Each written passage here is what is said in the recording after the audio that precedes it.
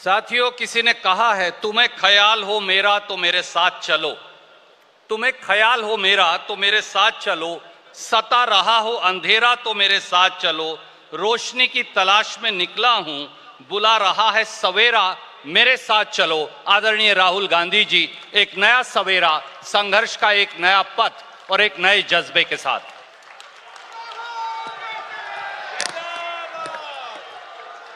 You can leave that. You can leave that there.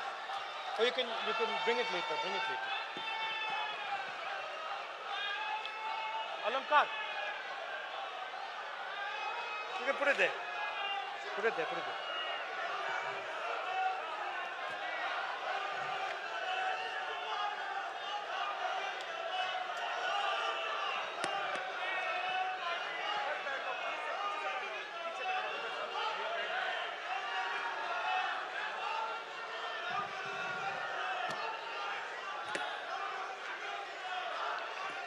खड़गे जी, सोनिया गांधी जी,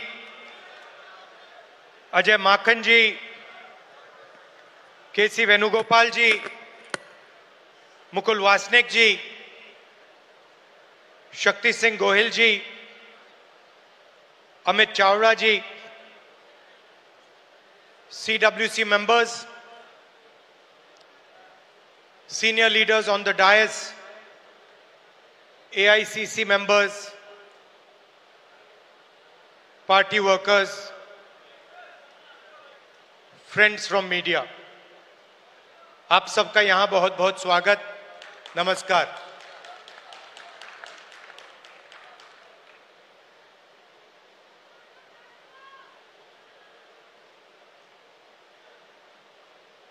सौ साल पहले महात्मा गांधी जी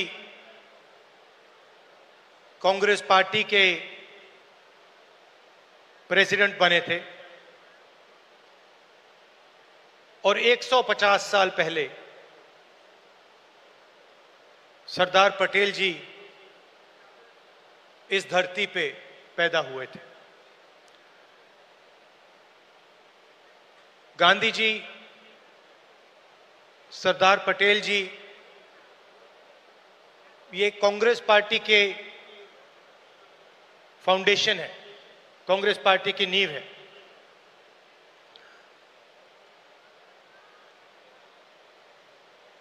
भाषण का मेरा एक प्लान था, मगर अजय लल्लू जी ने कुछ कह दिया तो अब मेरा प्लान डाइवर्ट हो गया है।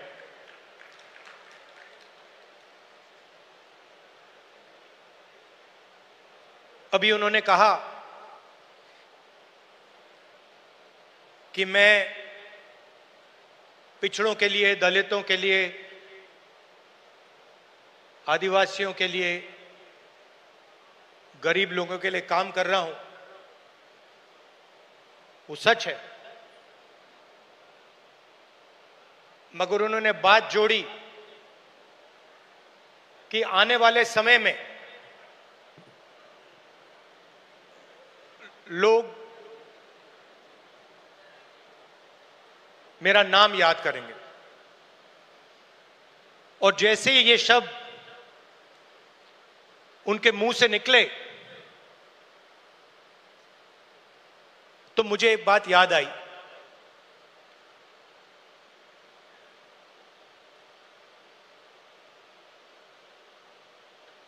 कुछ साल पहले एक जर्नलिस्ट मेरे से मिलने आए।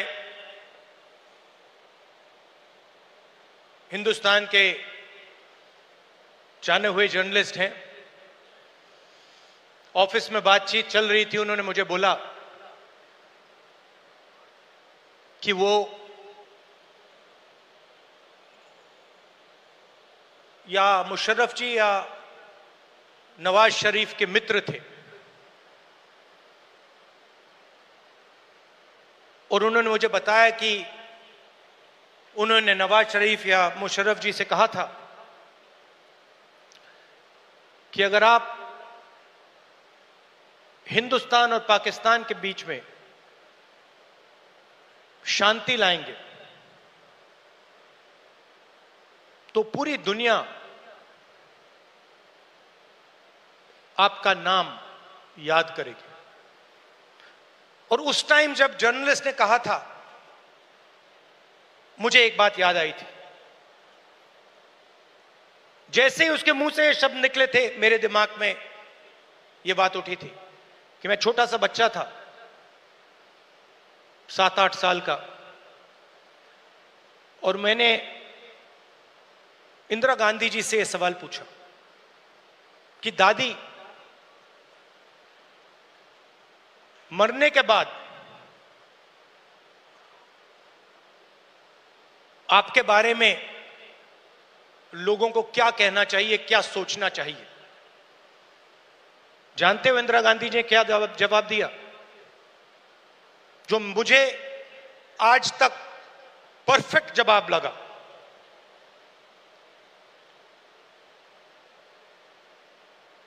उन्होंने कहा, राहुल, मैं अपना काम करती हूं,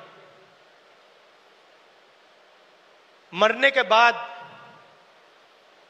लोग मेरा क्या सोचें क्या ना सोचें, मुझे कोई फर्क नहीं पड़ता है।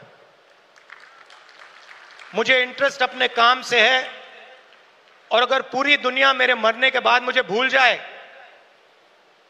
वो भी मेरे लिए मंजूर है, अगर मैंने अपना काम पूरा किया। तो यही मेरी सोच है। लोग क्या सोचेंगे क्या नहीं सोचेंगे, मुझे कोई फर्क नहीं पड़ता। सच्चाई क्या है और मुझे क्या करना है, वो मैं करना चाहता हूं।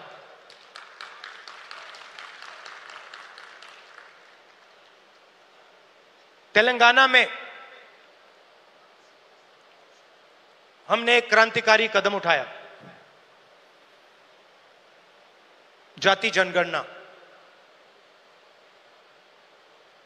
उससे कुछ महीने पहले मैंने पार्लियामेंट हाउस में भाषण दिया था।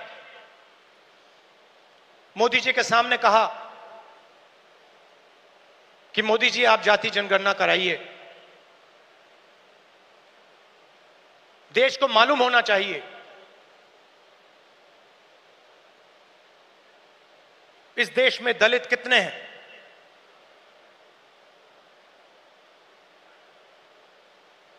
पिछड़ा वर्ग कितना है,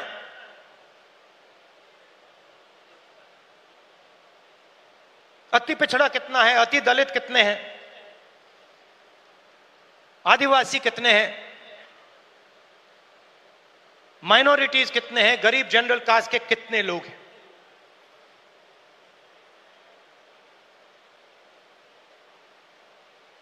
और मैं सिर्फ जाति जनगणना के पीछे नहीं था।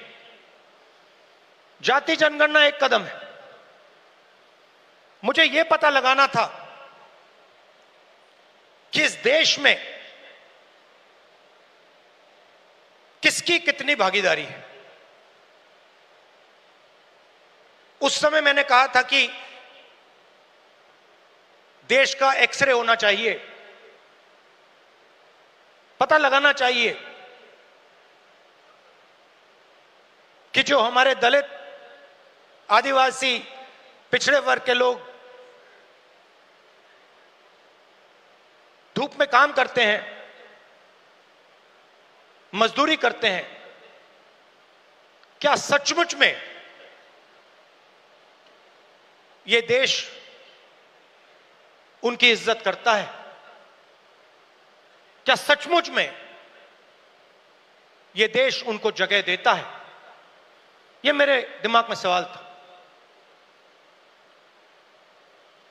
मोदी जी ने, आरएसएस ने साफ कह दिया, हम जाति जनगणना नहीं करेंगे,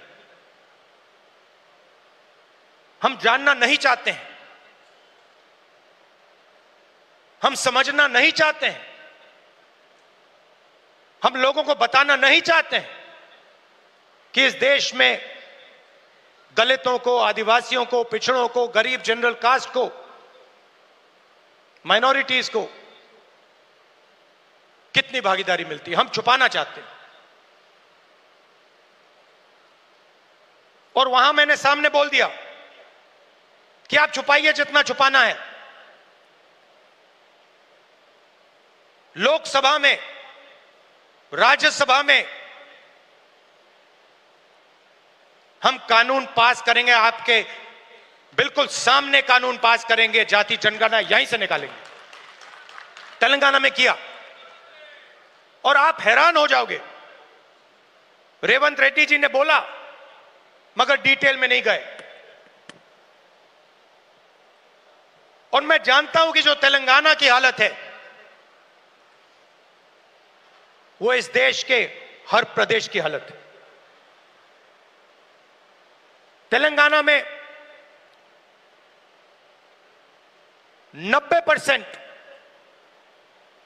90% आबादी ओबीसी, अति पिछड़ा, दलित, अति दलित, माइनॉरिटी, आदिवासी।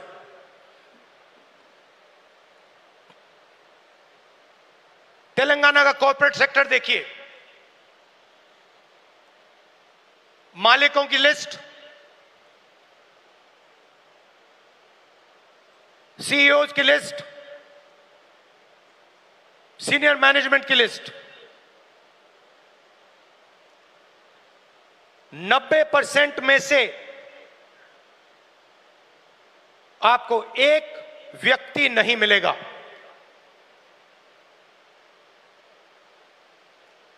नब्बे % की भागीदारी तेलंगाना के कॉर्पोरेट सेक्टर में है ही नहीं।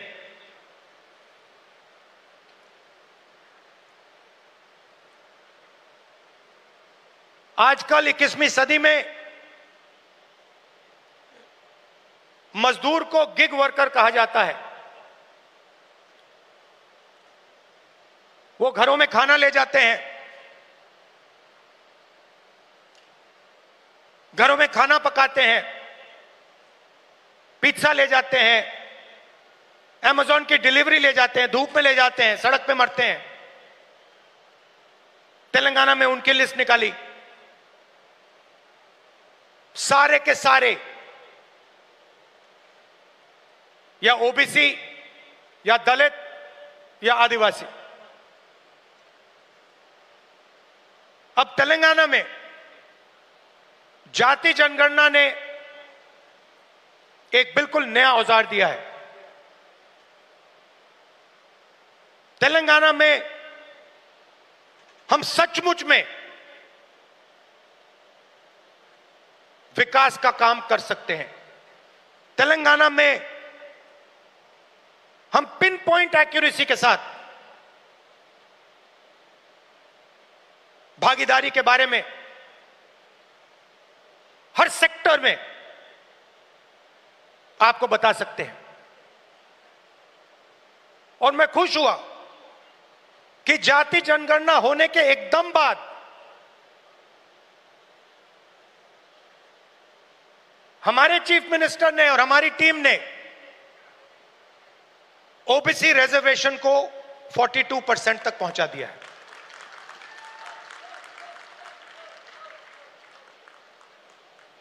हम सुपर पावर की बात करते हैं, मगर जब धन की बात होती है, भागीदारी की बात होती है, कॉर्पोरेट इंडिया की बात होती है, चाहे प्राइवेट अस्पताल हो, प्राइवेट एजुकेशन सिस्टम हो, 90% उसमें है ही नहीं। मोदी जी 24 घंटा पिछले वर्ग की बात करते हैं, दलितों की बात करते हैं, आदिवासियों, वनवासियों की बात करते हैं। वो उनको वनवासी कहते हैं। मगर जब उनकी भागीदारी का सवाल आता है, जब उनके पार्टिसिपेशन का सवाल आता है, तो बीजेपी के लोग बिल्कुल चुप हो जाते हैं।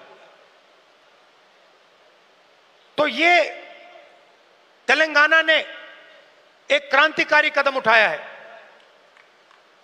और पूरे देश को रास्ता दिखाया है।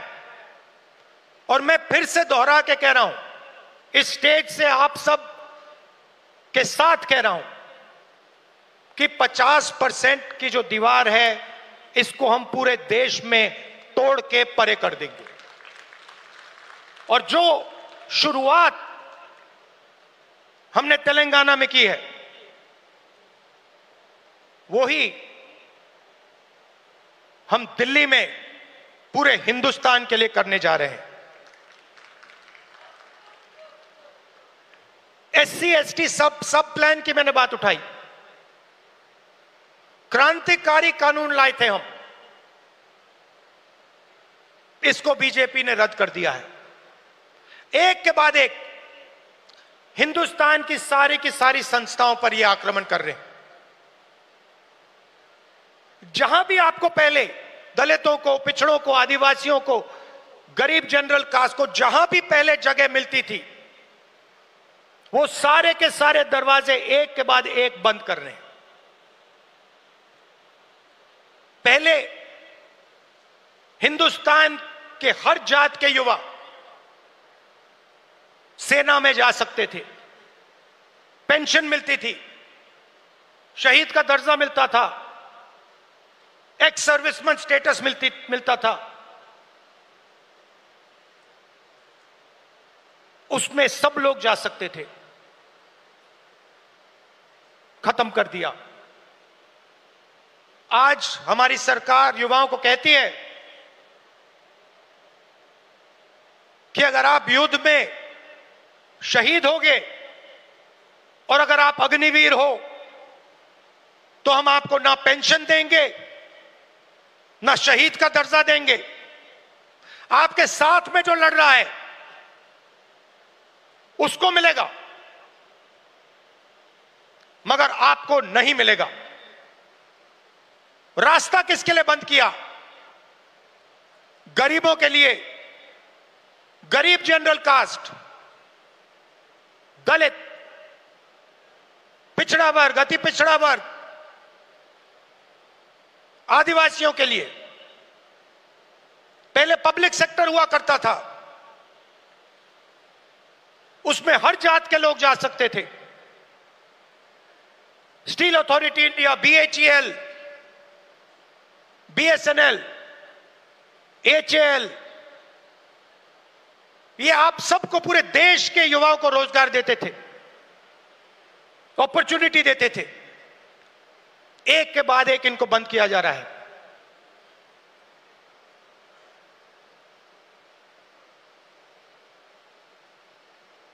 और किसको दिया जा रहा है? अदानी और अंबानी को। आप अदानी जी की कंपनी की लिस्ट निकालिए, मैनेजमेंट टीम की लिस्ट निकालिए, अंबानी जी की मैनेजमेंट टीम की लिस्ट निकालिए, बाकी कॉर्पोरेट्स की मैनेजमेंट लिस्ट निकालिए।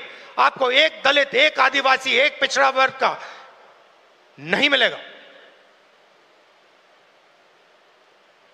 तो 90% का कुछ बचा ही नहीं। 90% के लिए मजदूरी, बेरोजगारी, और हिंदुस्तान के सारे airport, ports, defence industry, cement industry, जो भी चाहते हैं अदानी जी को। छत्तीसगढ़ में माइन चाहिए, बस्तर में माइंस चाहिए, मिलेंगी। झारखंड में माइंस चाहिए, बिहार में माइंस चाहिए, मिलेगी। बंबई का एयरपोर्ट चाहिए, ले लो। लखनऊ का एयरपोर्ट चाहिए, ले लो।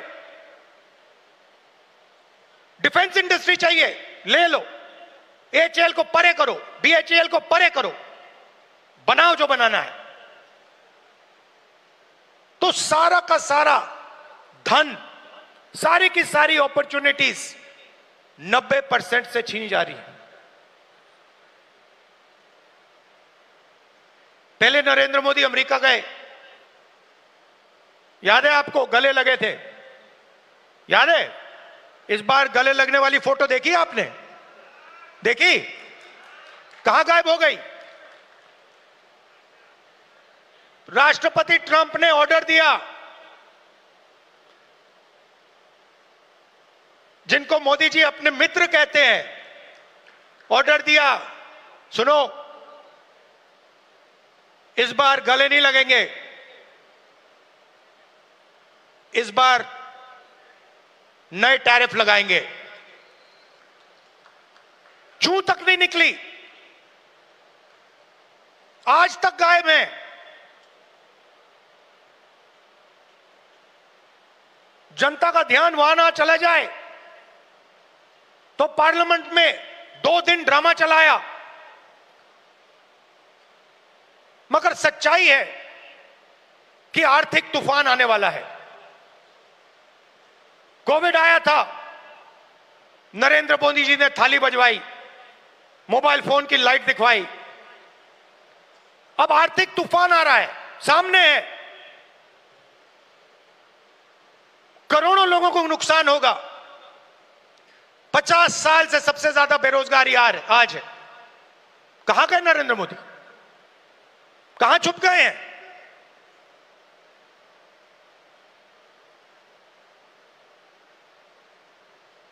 बांग्लादेश का राष्ट्रपति उल्टा बयान देता है और नरेंद्र मोदी जी उसके साथ बैठे हुए हैं,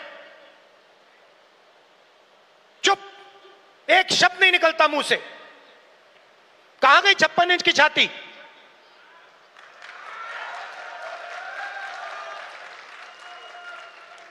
जब प्रधानमंत्री को कहना था, इंदिरा गांधी से एक बार किसी ने पूछा, डू यू लीन लेफ्ट और राइट, मतलब आप दाएं लीन करती हैं बाएं लीन करती हैं? इंदिरा गांधी जी ने कहा, मैं हिंदुस्तान की प्रधानमंत्री हूं, मैं ना दाएं लीन करती हूं ना बाएं लीन करती हूं, बीच में सीधी खड़ी रहती हूं। ये हमारे जो नए प्रधानमंत्री हैं, ये सीधा सामने मत्था टेक देते हैं।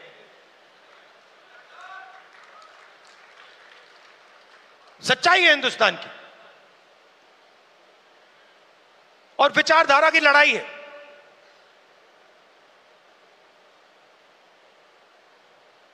आप लोग हो सेना, बब्बर शेर। किसी ने कहा राहुल गांधी भारत जोड़ो यात्रा में चला। मैं आपसे सवाल पूछना चाहता हूं, क्या आपके बिना राहुल गांधी भारत जोड़ो यात्रा में चल सकता था क्या? तो आपको कहना चाहिए, हम सब चले भारत यात्रा में और राहुल गांधी हमारे साथ चला था। आपकी शक्ति है, आपकी विचारधारा की शक्ति हमारी विचारधारा की शक्ति है, और देश आपको चाहता है। देश तंग आ गया है। आप देखना, बिहार के चुनाव में देखना, महाराष्ट्र के लोगों से पूछिए, आपको बताएंगे बीजेपी ने महाराष्ट्र में चुनाव कैसे जीता है। वो आपको बता देंगे किस प्रकार से जीता है। इलेक्शन कमीशन से हमने वोटर लिस्ट, महाराष्ट्र की वोटर लिस्ट हम पूछ पूछ के थक गए। आज तक इलेक्शन कमीशन हमें महाराष्ट्र की वोटर लिस्ट नहीं दे पा रहा है। यह सच्चाई है। मगर आने वाले समय में यहां पे बदलाव आने वाला है। लोगों का मूड दिख रहा है। तो विचारधारा की लड़ाई है, आपकी विचारधारा है, गांधी जी की विचारधारा है। क्या फर्क है इसमें और आरएसएस की विचारधारा में? सबसे पहले, ये कॉन्स्टिट्यूशन जो है ये हमारी विचारधारा है।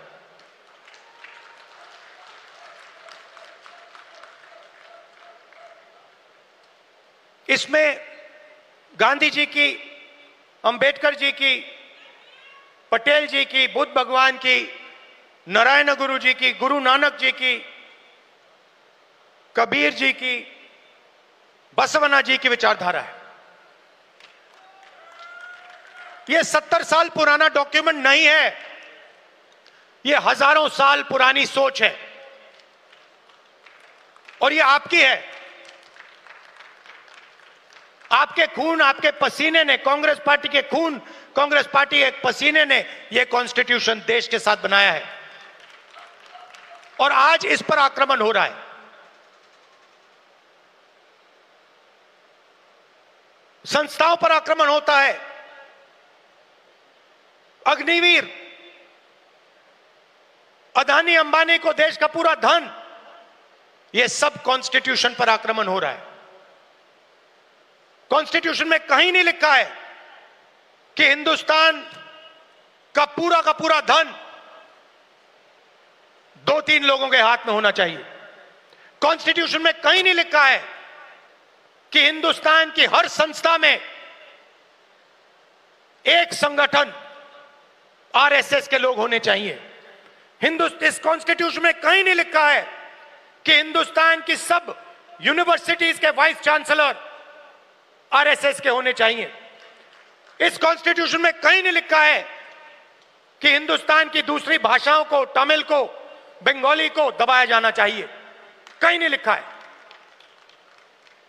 मगर आरएसएस और बीजेपी रोज इस कॉन्स्टिट्यूशन पर आक्रमण कर रहे हैं और इनको सिर्फ कांग्रेस पार्टी रोक सकती है,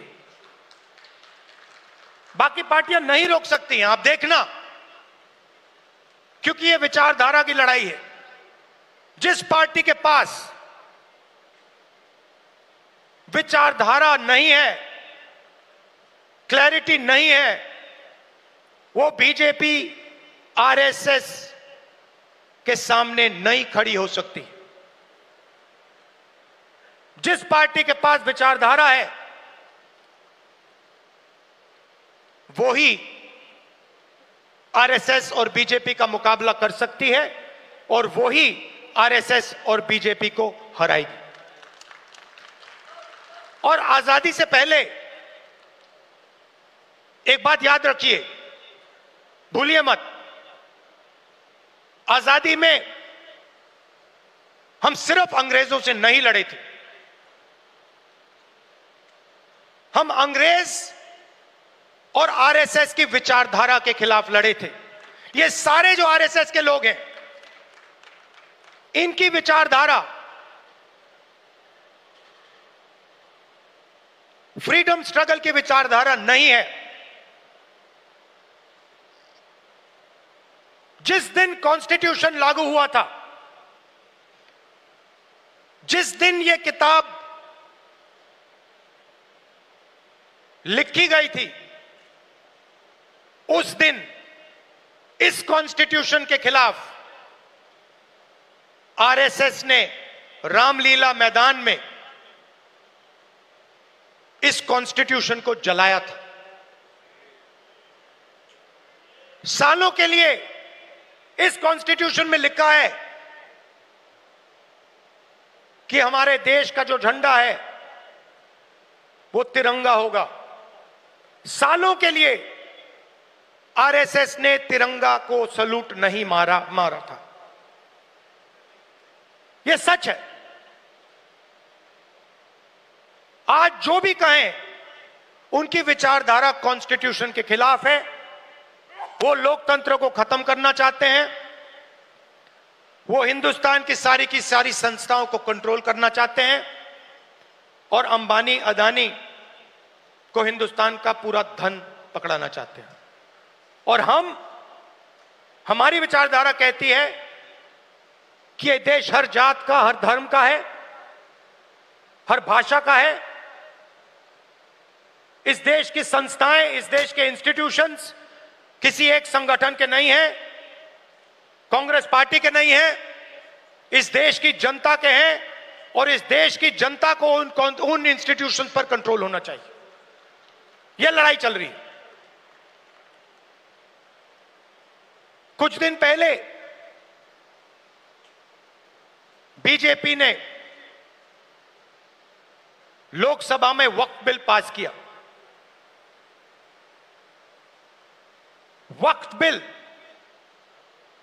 फ्रीडम ऑफ रिलीजन पर आक्रमण है, कॉन्स्टिट्यूशन पर आक्रमण है।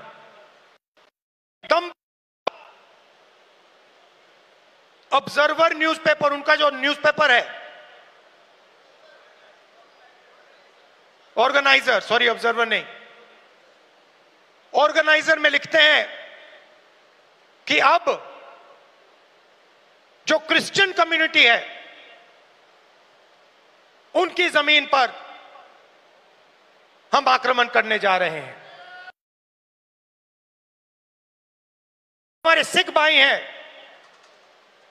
आपके पास भी आएंगे, तो आप ये मत सोचिए कि ये आप पर आक्रमण नहीं है। और ये एंटी कॉन्स्टिट्यूशन है और anti freedom of religion act है, और ये देश के सब लोगों को मालूम होना चाहिए।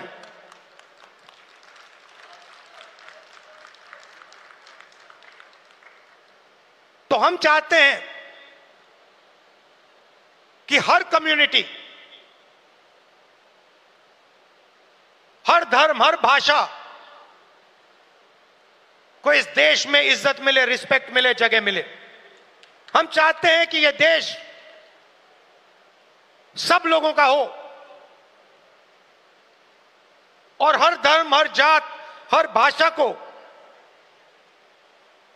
इस देश से फायदा मिले। यहां पीछे जूली जी हैं, कहां हैं आप? जूली जी कहां हैं?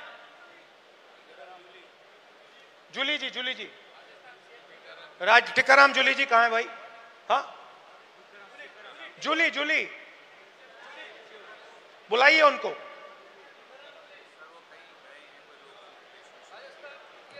अच्छा, टिकाराम जूली हमारे सीएलपी हैं, राजस्थान के, दलित हैं, मंदिर गए थे।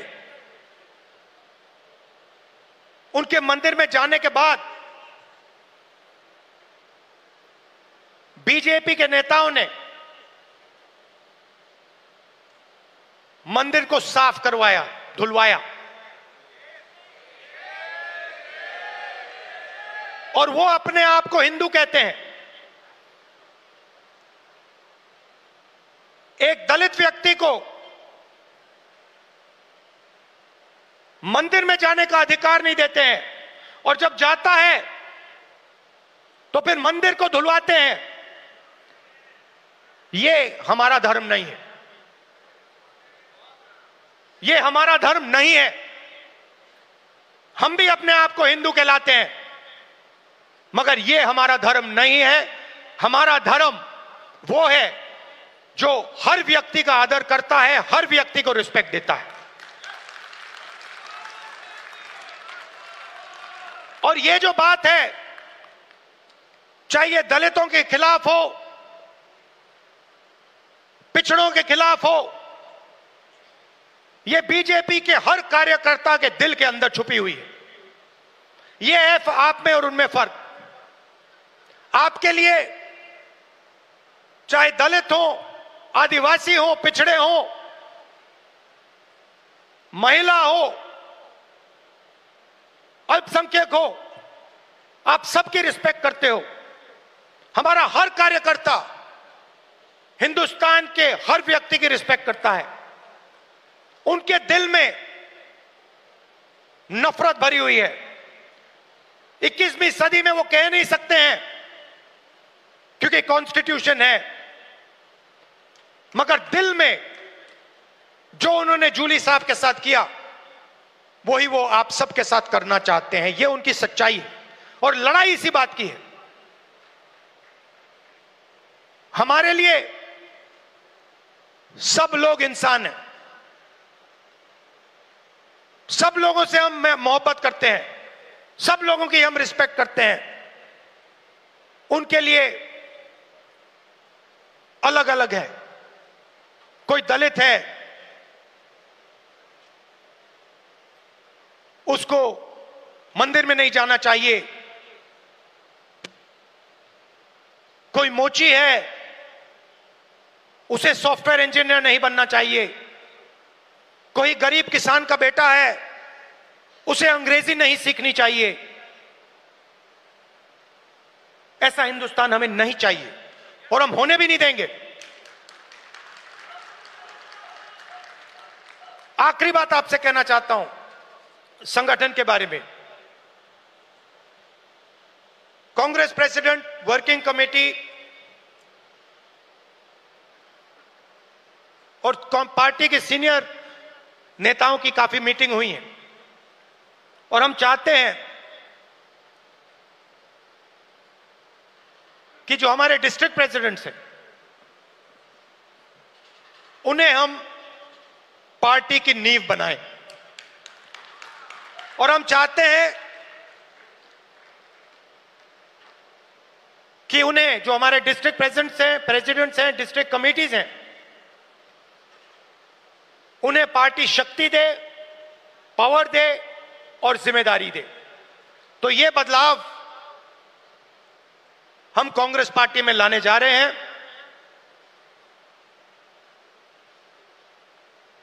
डिस्ट्रिक्ट कमेटी और डिस्ट्रिक्ट प्रेसिडेंट को हम पार्टी का फाउंडेशन बनाने जा रहे हैं।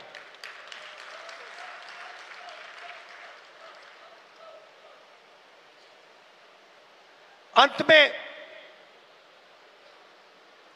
आप सबको लड़ना है और मैं जानता हूं कि यह आसान नहीं है, क्योंकि उनके पास धन है, उनके पास हिंदुस्तान के सारे इंस्टीट्यूशंस हैं, उनके पास सब कुछ है, मगर जीत हमारी होगी क्योंकि हमारे पास सच्चाई है और देश की जनता का प्यार है। तो घबराने की कोई जरूरत नहीं है। आप देखना आने वाले समय में कांग्रेस पार्टी, बीजेपी और आरएसएस का क्या करने जा रही है। अब मुझे पीछे से कह रहे हैं कि जो हमारे साउथ के लोग हैं उनके लिए अंग्रेजी में बोलना है, तो थोड़ा सा मैं अंग्रेजी में बोलता हूं। Brothers and sisters, the fight is about the Constitution. This Constitution was prepared by the Congress Party, by the people of India, by Mahatma Gandhi, Ambedkar, Jawaharlal Nehru, Sardar Patel ji, Ambedkar ji. This Constitution is under attack. This Constitution is an ideological document that reflects the ideology of the Congress Party. It does not reflect the ideology of the Sangh Parivar or the RSS. And that is why they are intent on destroying this Constitution and capturing all the institutions that emerged from it.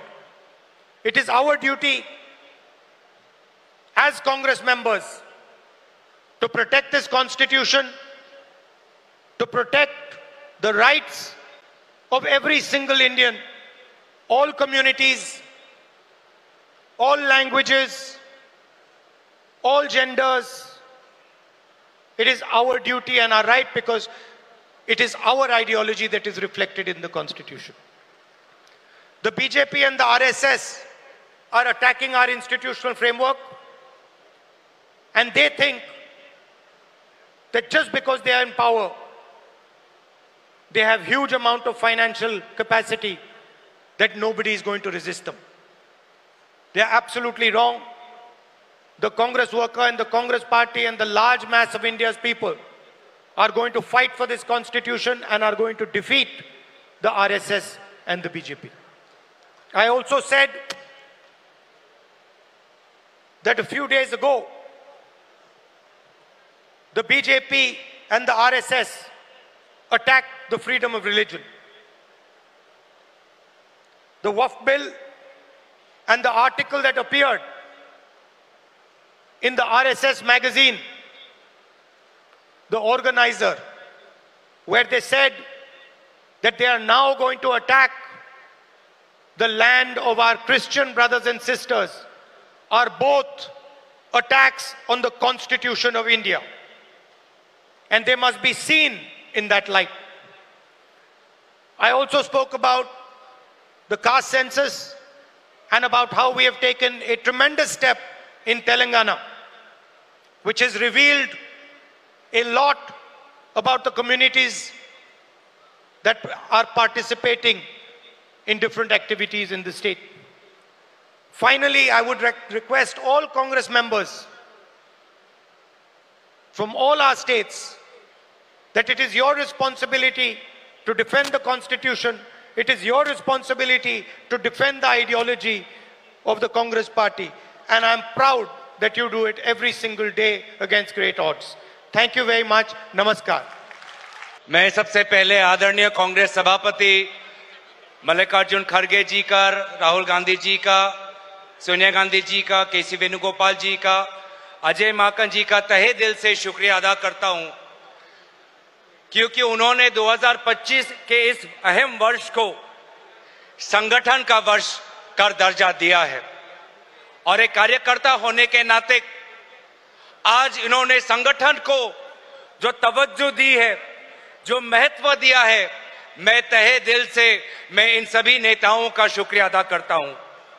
हाल में ही दिल्ली में 4 दिन के कार्यकाल में पूरे भारत के विभिन्न प्रांतों से आए हुए सभी जिला अध्यक्षों को आदरणीय खड़गे जी ने संबोधित किया, आदरणीय राहुल गांधी जी ने संबोधित किया। जो एक जिला अध्यक्ष को आज जो इन्होंने सम्मान दिया है, मैं जिला अध्यक्षों की तरफ से मैं राहुल गांधी जी, आदरणीय खड़गे जी और केसी वेणुगोपाल जी का तहे दिल से मैं धन्यवाद और शुक्रिया अदा करता हूं। लेकिन साथ ही साथ सभी को याद दिलाना चाहता हूं कि आदरणीय राहुल गांधी जी जब गुजरात आए तो उन्होंने एक बहुत ही महत्वपूर्ण बात कही। उन्होंने कहा कि वे लोग जो एक पांव कांग्रेस में रखे हुए हैं और दूसरा पांव किसी दूसरे दल में रखे हुए हैं, उन लोगों को चिन्ह कर से उनको आइडेंटिफाई करके कांग्रेस से बाहर निकालना चाहिए। वो बहुत ही एक महत्वपूर्ण बात कही है और यही बात आज आप लोगों से भी मुझे सुनाई दी और मैं इसी बातों को मैं कांग्रेस के नेतृत्व के समक्ष रखना चाहता हूं कि अगर आने वाले प्रांतों में अगर हमें विधानसभा के चुनाव जीतने हैं तो हमें कट्टर कांग्रेसी को आगे लाना पड़ेगा। वो कट्टर कांग्रेसी जिसने पुलिस की लाठी खाई हो लेकिन आज भी कांग्रेस कर रहा है, वो कट्टर कांग्रेसी जिसको धमकाया गया हो, डराया गया हो, बहुत लुभाया गया हो, लेकिन आज भी वो कांग्रेस कर रहा है, हमें उस कट्टर कांग्रेसी को आगे लेना होगा। और मुझे पूरा विश्वास है कि अगर हम कट्टर कांग्रेसियों को आगे लेके जाएंगे तो हर विधानसभा चुनाव में, चाहे गुजरात का हो, उत्तराखंड का हो, असम का हो, केरल का हो, हर विधानसभा चुनाव में हमें फतेह लाभ होगी। आज एक फर्क है भाजपा के संगठन और हमारे संगठन में। भाजपा अपनी संगठन एक प्राइवेट लिमिटेड कंपनी की तरह चलाती है, यही बात एक नेत्री ने यहां पे की। लेकिन कांग्रेस का संगठन, हमारा एक संगठन एक परिवार की तरह हम इस संगठन को चलाना चाहते हैं और इसीलिए संगठन के साथ साथ मैं विनम्र अनुरोध करूंगा कि हमें अब अपने हर प्रांतों के कांग्रेस के नेताओं और कांग्रेस के कार्यकर्ताओं के साथ एक पारिवारिक रिश्ता बनाना पड़ेगा। हमारा कांग्रेस का कार्यकर्ता कुछ नहीं चाहता, अगर आपने उसके पीठ पे हाथ रख दिया तो वो 1 महीने वो जेल के अंदर रखने की ताकत उसमें है। हमारा कांग्रेस का कार्यकर्ता ज्यादा कुछ नहीं मांगता, अगर आपने उसको फोन करके पूछा कि आपका हाल चाल कैसा है तो वो गर्मी में भी कांग्रेस का तिरंगा लहराते रहेगा। इसीलिए मैं चाहता हूं कि भले ही हम कांग्रेस को सांगठनिक रूप से और ताकतवर करना चाहते हैं, लेकिन हम एक परिवार हैं, उस परिवार के उस मूल्यों को हमें कभी भूलना नहीं चाहिए। कांग्रेस की संस्कृति क्या है? हमारी ये संस्कृति है कि हम गर्व से जय हिंद बोलते हैं और तेलंगाना में जाकर जय तेलंगाना भी बोलते हैं। कांग्रेस की संस्कृति यह है कि हम गर्व से जय हिंद बोलते हैं और पश्चिम बंगाल में जाकर जय बांग्ला भी बोलते हैं। कांग्रेस की संस्कृति यह है कि हम गर्व से जय हिंद बोलते हैं और असम में जाकर जय आय अखोम भी हम बोलते हैं।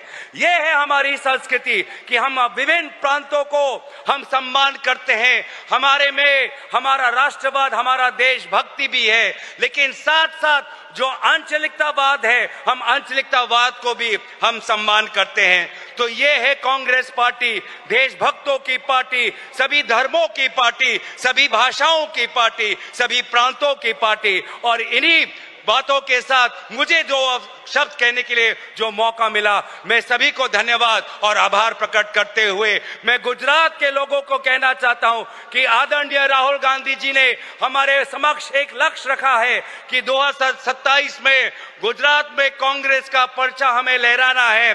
मैं गुजरात के लोगों को कहना चाहूंगा, गुजरात के कांग्रेस वालों, आप अकेले नहीं हो। जब गुजरात का निर्वाचन आएगा, पूरी कांग्रेस पार्टी आपके साथ कंधा से कंधा में चलकर हम लड़ेंगे और हम जीतेंगे। धन्यवाद, शुक्रिया। जय हिंद, जय कांग्रेस।